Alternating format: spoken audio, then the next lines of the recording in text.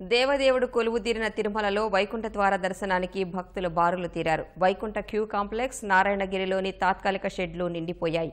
రాజకీయ నేతలు, న్యాయమూర్తులు సహా అనేక మంది ప్రముఖులు బ్రహ్మ ముహూర్తంలో స్వామివారిని దర్శించుకున్నారు. రాష్ట్రంలోని వైష్ణవ ఆలయాల్లోనూ ఉత్తర ద్వార దర్శనానికి భక్తులు పోటెత్తారు.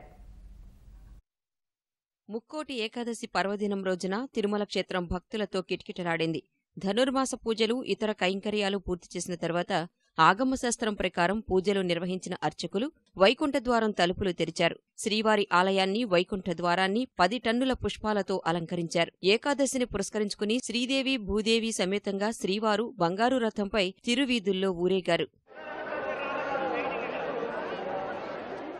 వైకుంఠ ద్వారాలు తెరిచిన వెంటనే తొలుత ప్రముఖులకు ఉత్తర ద్వార దర్శనం కల్పించారు. సుప్రీంకోర్టు న్యాయమూర్తులు justice N V Ramana, justice Indira Malhotra, justice Santana Gaudar స్వామివారిని దర్శించుకున్నారు. ఇస్రో చైర్మన్ శివన్, ఇస్రో శాస్త్రవేత్తలు దేవదేవుడి సేవలో తరించారు. మాజీ ప్రధాని దేవెగౌడ, కర్ణాటక సీఎం కుమారస్వామి, ఆయన సోదరుడు రేవన్న ఉత్తర ద్వారం నుంచి స్వామిని దర్శించుకున్నారు. తెలంగాణ సీఎం కేసీఆర్ కుటుంబ సభ్యులు, ఎమ్మెల్యేలు హరీష్ రావు, సండ్ర వెంకటవీరయ్య, హైదరాబాద్ మేయర్ బొంతు రామ్మోహన్ శ్రీవారిని దర్శించుకున్నారు. వైకుంఠ ఏకాదశి సందర్భంగా గవర్నర్ నరసింహన్ దంపతులు స్వామివారిని దర్శించుకున్నారు.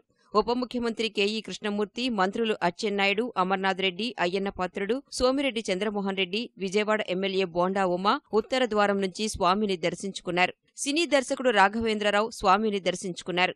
అనంతరం సర్వదర్శనం ద్వారా సాధారణ భక్తులను అనుమతించారు.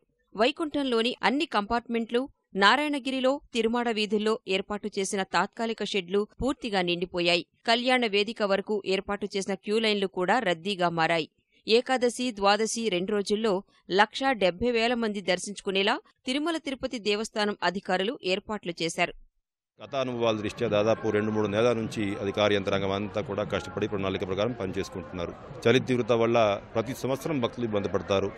ఈసారి మనం మొత్తం మాడా స్ట్రీట్లో మంచి కంపార్ట్మెంట్స్ లాగా మొత్తం కలిపి 85,000 మంది ఓపెన్కి ఇబ్బంది పడకుండా కూర్చోడానికి కెపాసిటీ క్రియేట్ చేశాం. చాలామంది వీఐపీ తాకిడి ఎక్కువ ఉంటుంది, సామాన్య భక్తులు ఇబ్బంది పడతారు అనేది డౌట్ ఎక్స్ప్రెస్ చేసినా కూడా ఎక్కడా కూడా వీఐపీ మూవ్మెంట్ వల్ల సామాన్య భక్తులకి ఇబ్బంది కలగకుండా ఉదయం 4:20 నుంచి సామాన్య భక్తుల దర్శనం కూడా ప్రారంభించడం జరిగింది. ప్రత్యేకంగా వస్తున్నటువంటి భక్తులందరూ కూడా చాలా సహకరించారు, సమయం పాటించారు.